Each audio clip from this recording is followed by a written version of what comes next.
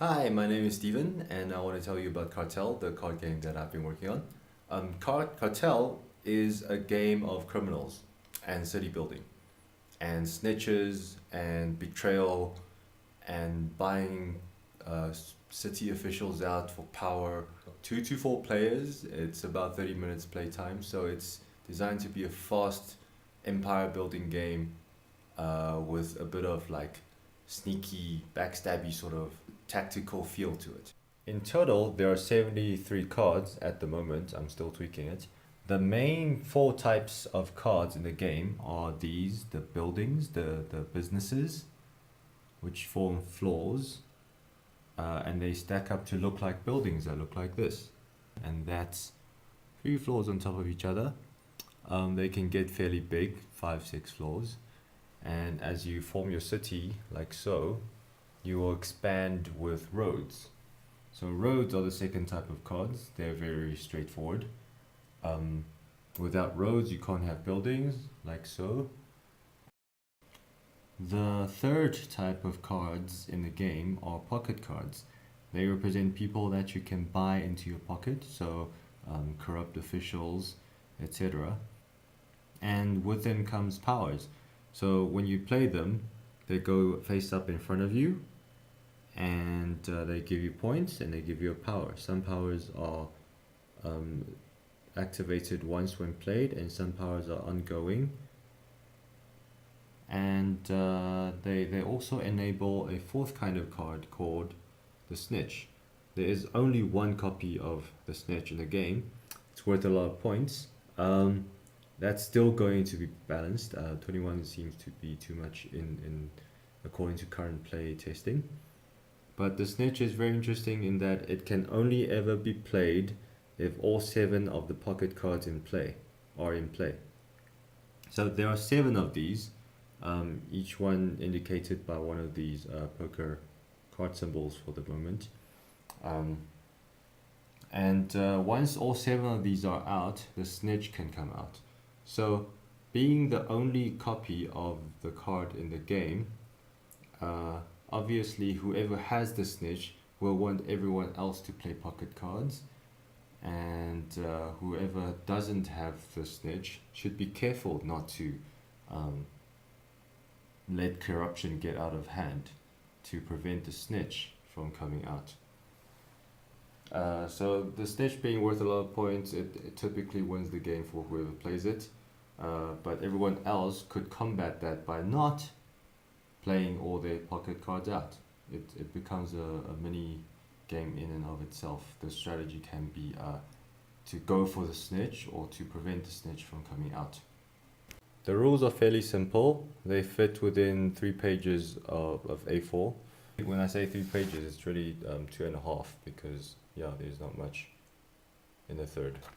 And there's a thank you section. Thanks guys who've already contributed to playtesting.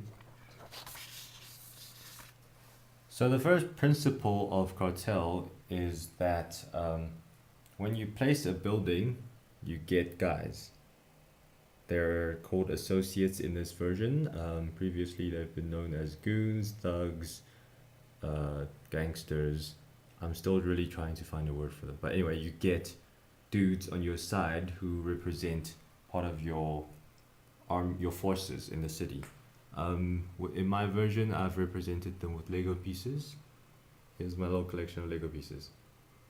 The easiest way to learn the game is to go through the turn sequence, because that's basically what you're gonna spend the most of your time doing.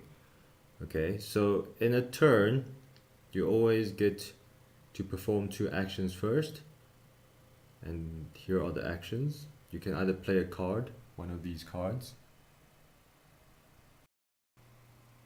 When you play a road, it's fairly simple. What you have to do is make sure that they join up next to other roads, like so. So the second option is to build a building from hand. Build a floor, a business from hand. Whenever you build a floor onto another building, you have to pay a cost. That's the cost of building, and the cost is always paid in cards, in discards. In this game, wealth is represented by cards in your hand.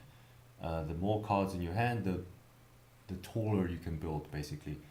And to build onto any building, you have to pay in discards for each floor there is and each associate on that building. So if I wanted to build this card onto this building, I would have to pay 1, 2, 3, 4 cards from my hand to add this one onto it. The basic movement rules are like this. One move is like this. One move. Or one move. Or one move. Extended moving options are like this as well. So this counts as one move, but this also counts as one move. So at any point, you can move your associates through other associates for free during a move. So in this current version of the game, the combat works like this. When you move, this is one move. Nothing happens there.